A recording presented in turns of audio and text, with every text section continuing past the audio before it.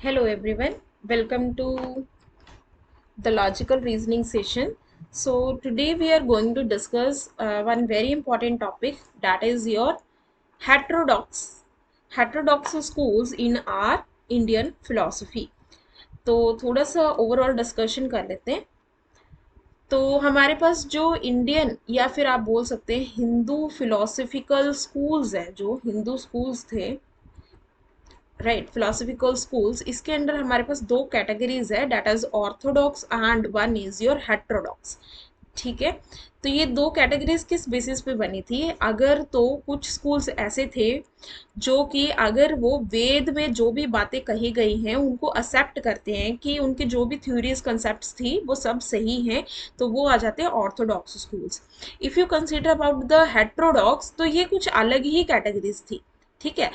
जो Indian schools थे ये अलग ही कैटेगरी थी, इसमें हिंदू वगैरह का मतलब ये धर्मात्मक ये सब चीजें थोड़ी सी अलग थी। और ये ऐसी चीजें सी आप और ओवरऑल बोल सकते हैं जो कि वेदास में लिखे गए कंसेप्ट्स एंड थ्योरीज को नहीं मान रहे थे, उनकी बातों को। ठीक है। तो हेट्रोडॉक्स के अंडर हमारे पास कुछ जो आ जाती हैं धर्म आ जाते हैं, वो कौन कौन से हैं? डेट इज जैनिज्म, बुद्धिज्म वगैरह। तो ये ऐसे ही थी। ठीक है। ऐसे मतलब रिलीजन्स थे आप कह सकते हैं जिन्होंने वेदस की बात को एक्सेप्ट नहीं किया।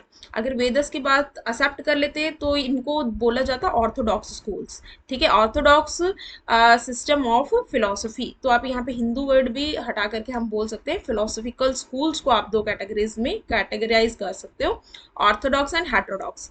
तो ऑर्थोडॉक्स मतलब हाँ बोलते हैं, जो जो नहीं मानते वो हेट्रोडॉक्स है। तो यहाँ पे यही कहा गया है कि ये हेट्रोडॉक्स के अंडर जो है वो आते हैं हमारे पास कौन सी categories? That is your Jainism and your Buddhism. तो इनके बारे में हम लोग थोड़ी सी डिटेल जो है आज कंसीडर आउट कर लेते हैं कि क्या क्या चीज़ें इन्होंने बोली थी। सो this is the image I have taken over here Jainism की। तो हम लोग यहाँ पे बात करते हैं कि इन्होंने क्या क्या बोला था। ठीक है। ये कहते हैं कि ठीक है, किसी भी चीज़ को जानने के लिए हमें क्या चाहिए होता है? वैलिड सोर्स चाहिए होता है, जहाँ से हम किसी भी ऑब्जेक्ट के बारे में किसी भी चीज़ को जो है वो जानते हैं। So we are having two categories, one is प्रमाण एंड वन इज न्याय।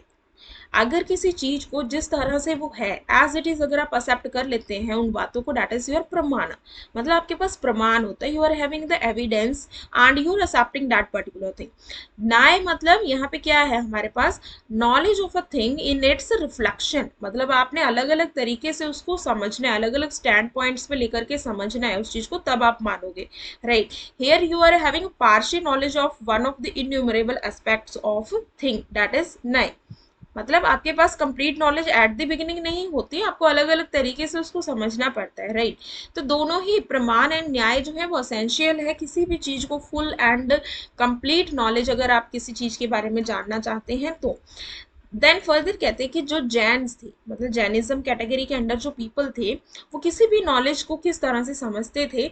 अगर आप बात करो थ्रू प्रमाण, तो दो तरह से था। एक था डायरेक्ट, जिसको कि ये बोला जाता है अपरोक्ष, एंड इनडायरेक्ट परोक्ष।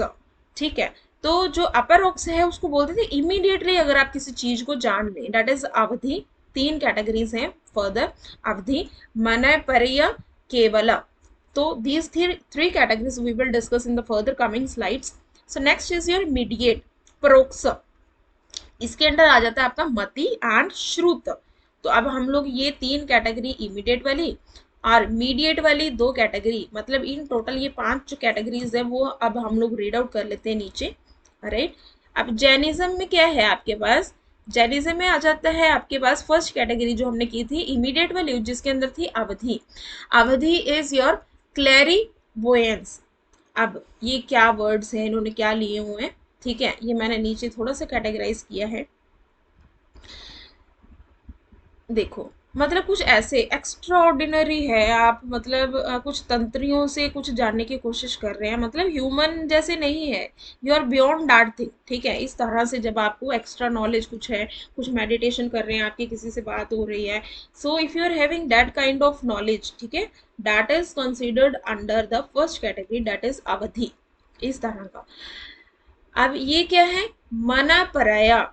अब इसमें कौन सी आती है, टेलीपैथी। टेलीपैथी क्या होता है, आप किसी का माइंड जो है वो रीड आउट करते हैं सामने वाले पर्सन का, एंड आपकी नॉलेज उसमें ट्रांसफर हो सकती है, उसकी नॉलेज आप में ट्रांसफर हो सकती है, इस तरह की कुछ category. So this is your telepathy, right. Second category जो कि मना, मना पराया था। अब था थर्ड जो था वो केवल।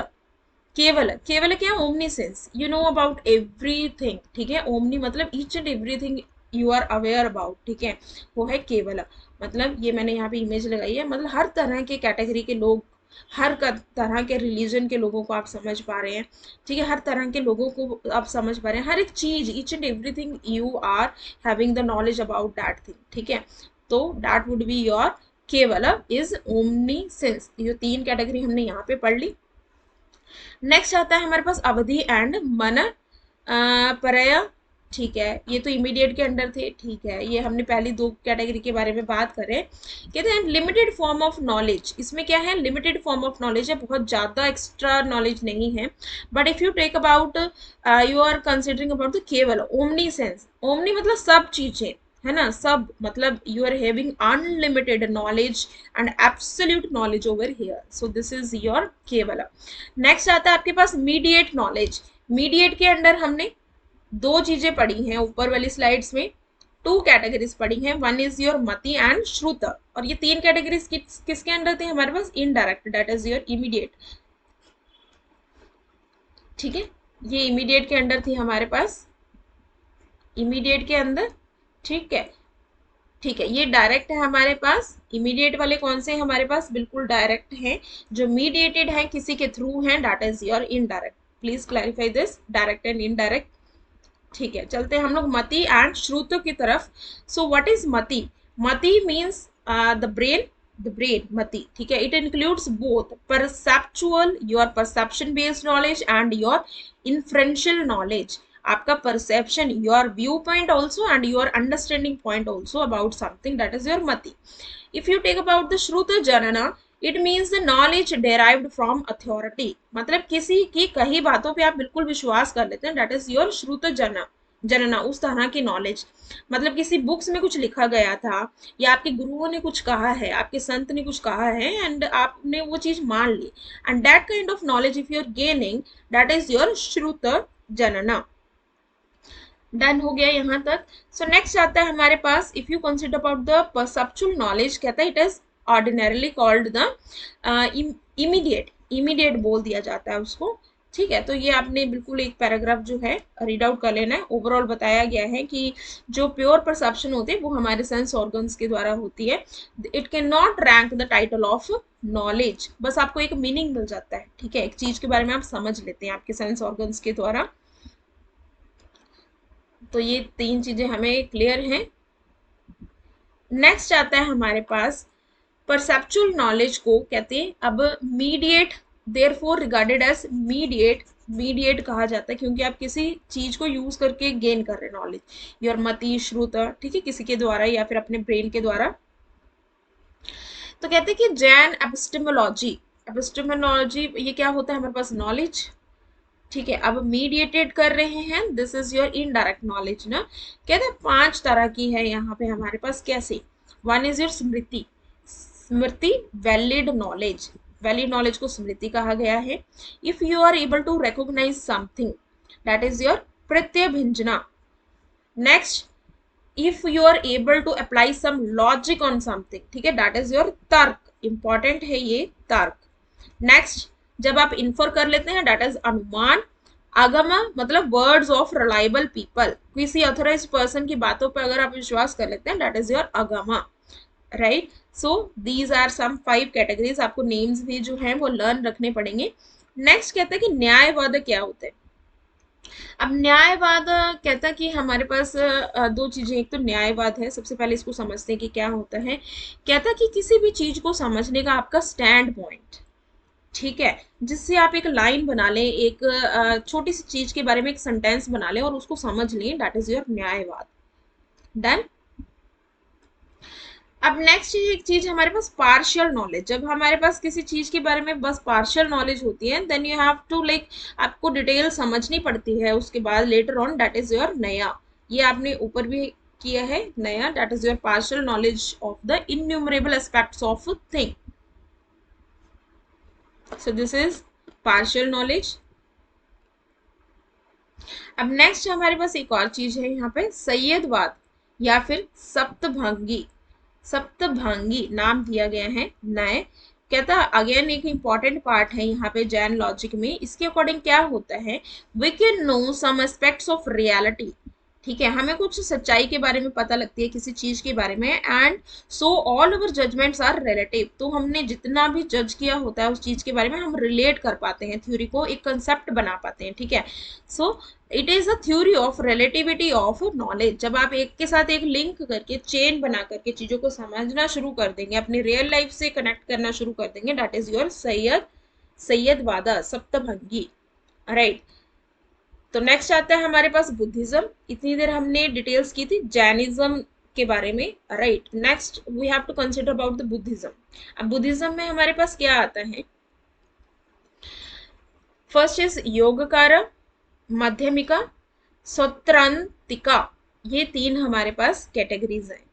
ठीक है, सौत्रांतिका क्या कह रहा है हमारे पास, it says that external objects are not known through perception.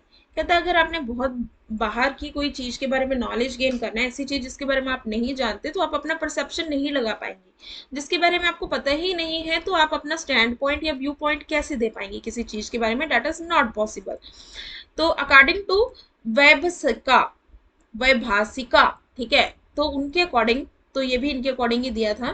तो कहते हैं कि जो नॉलेज है, जब हमें एक्सटर्नल चीज के बारे में जानना होता है, अगर आप वो भी जान पाओ, ठीक है, यूजिंग परसेप्शन, तो कई बार वो चीज गलत हो जाती है। ठीक है, वो सेल्फ कॉन्ट्राडिक्टरी में आकर के उतर जाती है, क्योंकि कोई चीज आपको, आप किसी चीज के बारे में, एक्सटर्नल चीज के बारे में नॉलेज गेन कर रहे हो, ठीक है, और वो आपके परसेप्शन के अकॉर्डिंग जो है वो मैच नहीं कर रही, तो वहां पे जो है सेल्फ कॉन्ट्राडिक्टरी आ जाता है। फॉर एग्जाम्पल मैं यहाँ से लाइन रीड आउट कर रही हूँ, if all the external objects are inferred by their knowledge then nothing can be known by perception. अगर आपको बाहर से ही सारी नॉलेज मिली, आपने किसी से गेन किया, आप अपना परसेप्शन नहीं लगा रहे हैं उस चीज में, ठीक है, तो जब आप अपना परसेप्शन नहीं लगा रहे हैं, आप इंटरप्रेट नहीं कर पाएंगे चीजों को। राइट ना, there can be no relation of concomitance, मतलब कोई भी व्याप्ति नहीं होगी वहां पे। व्याप्ति आप समझते हैं, when you create a relation between two things, invariable relation, या फिर इन मतलब concomitance between the two things, minor and major premise, तब होती है ये चीज। राइट ना, without which no influence is possible. जब आप रिलेट नहीं कर पाएंगे तो आप उसके बारे में समझ नहीं पाएंगे। So actually it will lead to your self contradictory. ठीक है, तो ये एक्चुअल एक्सपीरियंस के ऑपोजिट चला जाता है। नेक्स्ट आता है बुद्धिज्म में हम जो वर्ड पढ़ रहे हैं, वैभाषिका, कहते हैं accept the presence of external things and conceive them as subject of perception. कहता है जब आप बाहर से नॉलेज गेन कर लेते हैं तो आप उसको उसे सब्जेक्ट, मतलब अपने परसेप्शन की हेडिंग बना लेते हैं, सब्जेक्ट बना लेते हैं, फिर उसके बारे में डिटेल जानने की कोशिश करते हैं। टू देम बाय प्रमाणा only direct knowledge is possible. Only direct way में ही आप गेन कर पाएंगे। फर्दर कहते हैं दो कैटेगरीज हैं आपके पास प्रमाण के, यहाँ पे बुद्धिज्म के अकॉर्डिंग पढ़ रहे हैं अब हम लोग। ठीक है, पीछे हमने पढ़ी थी 5-6 कैटेगरीज, वो जैनिज्म की थी। Now we are here about the Buddhism. तो यहाँ पे है प्रत्यक्ष। The first is your perception and second is your अनुमान, दैट इज किसी भी चीज के बारे में गेस करके समझना उस चीज को। सो बोथ दिस प्रमाणस जो हैं वो क्या है हमारे पास, इकट्ठा हम बोल देते हैं साम्याग, साम्याग जनना, the right knowledge about something. ठीक है, तो आगे हमारे पास है कि कहते हैं कि जो प्रत्यक्ष है, जो परसेप्शन है, जो आपका अलग अलग व्यू पॉइंट होता है किसी चीज के बारे में, यहाँ पे कहता है किसी तरह की इमेजिनेशन या एरर ना हो। ठीक है, ना ही हो, क्योंकि आप अलग अलग तरीके से समझ रहे हैं, so there will be no error or imagination in this case. तो यहाँ पे कहते हैं 4 टाइप्स हैं हमारे पास। फर्स्ट इज योर इंद्रिय जनना। इंद्रियां मतलब आपकी इंद्रियां, the sense organs, when you get the knowledge using your sense organs, like your tactile, touch से, ठीक है, गस्ट्री, गस्टेटरी, गस्टेटरी में क्या आ जाता है आपके पास, अगर आप टेस्ट से कर रहे हैं, ठीक है, तो अगर आप देख करके कर रही हैं, अगर आप सुन करके कर रही हैं, राइट, अगर आप स्मेल करके स्मेल करके कर रहे हैं ओलोफैक्टरी, तो इस तरह की चीजें हैं जो हैं हमारे पास आ जाती है। 5 जो सेंस ऑर्गन्स है उसके बेसिस पे अगर आप नॉलेज गेन कर रहे हैं। नेक्स्ट ईयर मनोविजना। अब मनो क्या होता है हमारे पास, मतलब मनो sensual knowledge in form of समंत्र प्रात्य after the knowledge through your senses. एक बार आपने अपने सेंस ऑर्गन से चीजों को एक्सेप्ट कर लिया, अब अपने दिल के लेवल पे, अपने मन के लेवल पे चीज को समझ रहे हैं, ठीक है, तो वहां पे भी दोबारा से इंटरप्रिटेशंस चलेगी। And finally when you accept आत्मा samvedana, it is the manifestation of chitta and its dharmas are like pleasure, pain in their real form. When you add your feelings, emotions, your pain, desire and your pleasure, that would be your atma samvedana। ठीक है, तो ये हमारे पास 3 categories आ गई। तो further हमारे पास एक आ गया योगिक जनना। योगिक जनना क्या है, तो it is your like another level of getting the knowledge, ठीक है, super natural. So this would be your ultimate knowledge of the things perceptible through various pramans. You will having the multiple ways, multiple sources, multiple like reasons, and after that you will be able to get this ultimate knowledge। ठीक है, बहुत परिश्रम के बाद मिलता है आपको ये। So inference is of two types basically. One is स्वार्थ, जब आप अपने आप को समझाते हैं किसी चीज के बारे में कि बेटा ऐसे ऐसे है, आप अपने आप को दिलासे दे रहे हैं। प्रार्थ मतलब when you have to like clear the things to others, तो तब ज्यादा एफर्ट्स लगते हैं, ठीक है। तो यहाँ पे क्या है, फर्स्ट वाले में the Linga is inferential, first वाले में स्वार्थ। लिंगा मतलब ये मैंने लिंगा लिंगी बताए हुए हैं कि क्या क्या चीजें हमारे पास रीजन होता है, मेजर टर्म होती है, ये सारे लेक्चर में डिस्कस्ड हैं। In the inference there is fire on the hill and the hill is लिंगा and the fire is inferential. ठीक है, तो अगर मैं यहाँ पे बोलूँ एक हिल के ऊपर जो है वो आग लगी है, ठीक है, और जो आग लगी है दैट इज योर इन्फ्रेंशियल, कि आग लगी है, आपने इस बात को मान लिया कि आग लगी है, मेजर टर्म बन गई, ठीक है। एंड हिल, हिल पे कहाँ लगी, आपकी हिल पे आग लगी, हिल इज योर लिंग, ठीक है। इन इट द लिंग रिमेन्स इन सेल्फ साइड, सब पक्ष, जस्ट एज द किचन, मतलब ये आपका सब्जेक्ट हो गया। आप ये भी बोल सकते हैं कि किचन में आग लगी है या हिल में आग लगी है। कहते हैं कि द लिंग does not remain in the opposite side, विपक्ष मतलब पूल ऑफ वाटर, तो अगर पूल ऑफ वाटर होगा तो यहाँ तो फायर लग ही नहीं सकती, आप रिलेट भी करेंगे तो ये मैच नहीं हो पाएंगे। So this would be your विपक्ष। तो कई चीजों में आपको बहुत सारी लाइक कंपैरिजंस वगैरह करनी पड़ सकती हैं, तो आप एक बार ये चीज रीड आउट कर लेंगे कि इस पैराग्राफ में क्या दिया गया है। जस्ट द ओवरऑल नॉलेज है यहाँ पे कि जो उपनिषद पाली वगैरह थे, प्राकृत, ठीक है, इन्होंने कहाँ से गेन की थी नॉलेज एंड किस किस लैंग्वेज में जो है इन्होंने जो है पढ़ाई वगैरह की थी, कहाँ पे हुई थी, तो ये चीजें बताई गई हैं। So finally we can conclude that कि जो बुद्धिज्म थे, बुद्धिज्म जो है गौतम बुद्ध ने जो हमें दिया था नॉलेज, ठीक है, इन्होंने दिया था लाइफ के बारे में, टीचिंग्स दी थी अपने इन्होंने भी किस तरह से रहना है हमें। एंड जो जैनिज्म था वो किसकी टीचिंग थी हमारे पास, यहाँ पे भी हमें बहुत कुछ सिखाया गया था, टीचिंग दी गई थी यहाँ महावीर जी की। एंड बुद्धिज्म जो थी वो गौतम बुद्ध जी की। सो बेसिकली दोनों ही धर्म के जो लोग थे, इन्होंने हमें लाइफ को लीड किस तरह से करना है इस बारे में जो है नॉलेज दी थी, ठीक है। तो ये कह रहे थे कि हमें क्या करना चाहिए, हमें अपनी क्रेविंग्स जो है वो कम करनी चाहिए, दूर रहना चाहिए, चीज़ों को इग्नोर करो एंड थोड़ा मतलब मेडिटेशन की तरफ जाओ, लोगों से थोड़ा मतलब ऐसे लोगों से दूर ही रहे, ठीक है। तो ये सब चीज़ें इन्होंने बोली थी कि अपने लाइफ में अगर आप अच्छे से रहना चाहते हैं तो ये जो बैड कर्म है आपके, ठीक है, उन चीज़ों को अवॉइड करके आप एक अच्छे सही जो रास्ते की तरफ आप जो है चलना चाहिए आपको। सो इससे क्या होगा, आपकी सफरिंग्स जो है लाइफ में वो कम रहेंगी, आप एक प्योर सोल बन करके आगे निकलेंगे। So this was all about your heterodox, heterodox जो स्कूल्स थे, ठीक है, उनकी टीचिंग्स थी जो उन्होंने हमें सिखाया था किस तरह से क्या क्या चीज़ें किस तरह से समझनी है। So this was all about this. Thank you so much.